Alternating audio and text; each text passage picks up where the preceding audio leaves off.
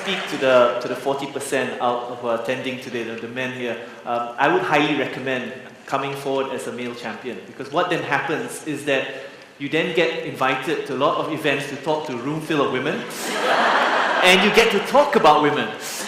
So, and being very normal, I do love talking about women. So, so again, thank you so much for giving me this privilege, also being the only guy on this panel.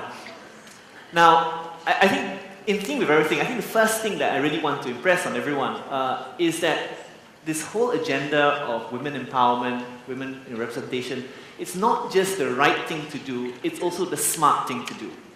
And I think that's one thing we've really got to have as a nation, really embrace. And it's not some, Western agenda, or, it's, as Michelle mentioned, it's a global agenda, it's good for the world, and it's, sure damn right, good for Malaysia.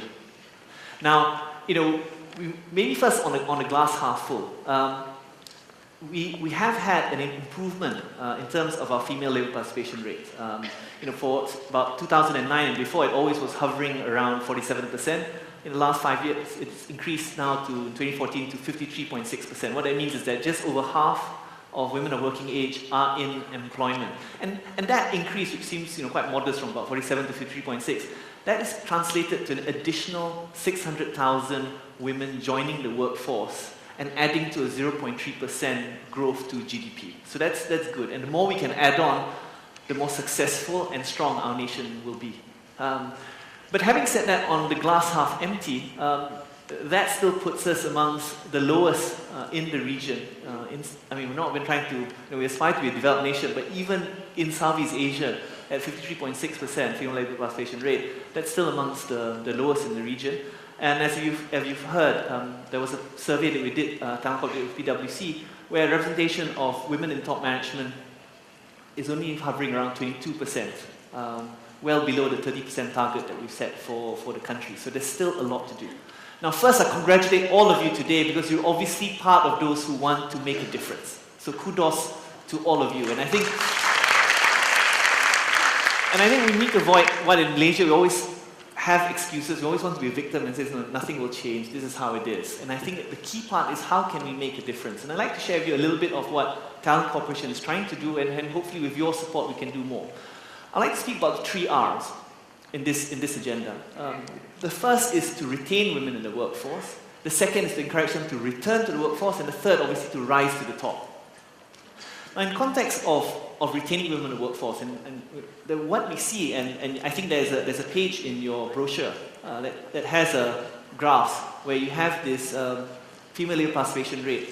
And what happens is that whilst there's good representation in the late 20s, it just drops off thereafter. And we've got to think, how do we better retain women in the workforce? And one of the key things globally shown is that flexible work arrangements is obviously one key. But unfortunately in Malaysia, again on our survey, we have, Malaysian companies are very low. Even amongst listed companies, less than a third have very basic forms of flexible arrangements like staggered hours, And what's so, difficult about organising it? So working mothers want to send their kids to school, why don't let them come a bit later, work a bit later? These very basic things if you really want to retain women in the workforce. And it's key to give that flexibility, I think, particularly to working mothers. And maybe just to share with you a story, there's a lady called Sophia Chu. She started off as many women accountant, and then found that she was having young kids and she wanted to transition to a part-time. And her employer, Intel Malaysia at the time, gave her the ability to transition to part-time. She then had part-time, the kids grew up later, she was able to transition back to full-time. And then she continued on a trajectory, and today she's VP globally, probably the highest ranked Malaysian in Intel globally. But it's not, and you might be saying, multinational sure can do.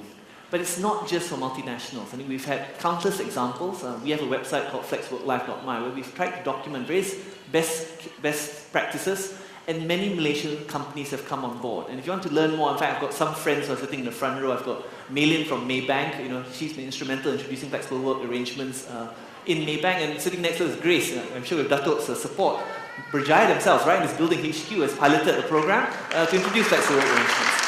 And we look forward to more and more organizations. And one key tip, and YBKJ said it in his speech, get heard. Because very often companies will only do it if they hear that that's what employees want. And so, mobilize your voice. Move on to the second bit, is on return. again, if you see that chart in your booklets, you'll see that the female labour participation rate is something called a single peak profile. So women's participation peaks in their 20s and just drops off.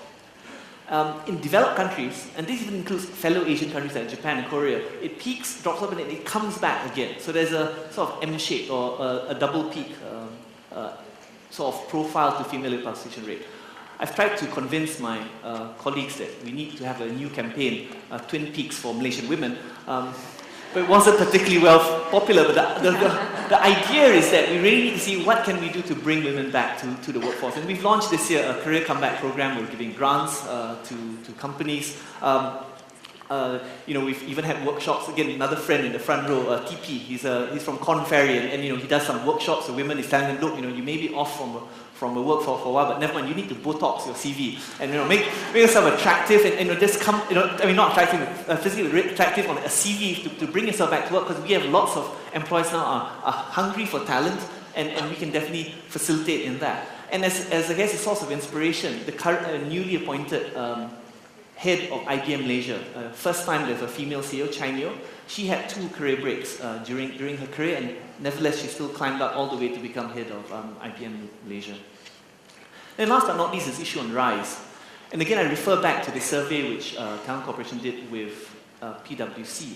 And again, there are a few very telling statistics. One, I mentioned already, there are only 22% of women in top management. It gets worse when you go up to board level, 13%, so Dato is one of the few amongst the 30%. And then it gets worse at CEO level, it's only about 5%. So Rajate is probably one of the few CEOs within the listed company fraternity, a very small minority. And on top of that, if you look at the distribution of women in workforce, particularly in listed companies, you find that more than 30% of the companies we surveyed have no women in top management. And that's really quite unacceptable if we're all talking about one Malaysia getting everyone on board. And one of the things that we're trying to promote is, look, this thing that there's no qualified women is really a bad excuse. I see friends from CIMB, so I know Hamida, the head of HR, they've found, she's now taken up a board seat at Maxis. There are plenty of highly qualified women, including those in C-suite like Rajate, who are very able to be board members. And so the fact that we have so many boards that don't have directors is really this quite lame. I know I'm supposed to finish off, but let me just then finish off with maybe just 3 aspects of Lean In, which I would basically encourage all of you to adopt. The first is really to lean in for yourself. Now, have you ever heard of a guy refusing a promotion? I even remember speaking to Datin Patukasin Sadia. When she left KPJ, she actually identified a lady successor, but the lady said no. Didn't want, But this is where you really need to lean in for yourself. If you want to raise those numbers, maybe there's still a glass ceiling, but for those who get the opportunity, why hold yourself back? I think the problem is that it's always said that women, they think that 5 competencies is required. If there's 3, they'll say, oh, maybe I'm not ready. A guy with 2 says, yes, me.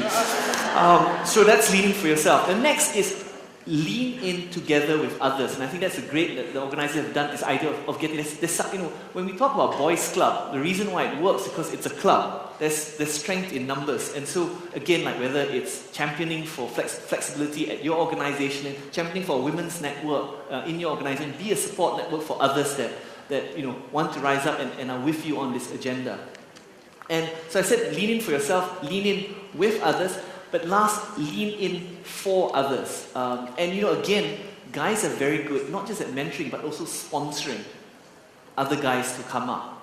I think we heard about Excellency Vicky talk about she didn't want to be like some of those other women that already reached out top. And in this respect, there's this very famous saying from Maudlin Albright, it's a special place in hell for women who don't help other women. And it's great that you have people like Rajate. She's one of our mentors for one of our women development programs. And again, I think for those who have made it, are making it, again, be that role model and support for others that are climbing up the ranks. And so with all of that,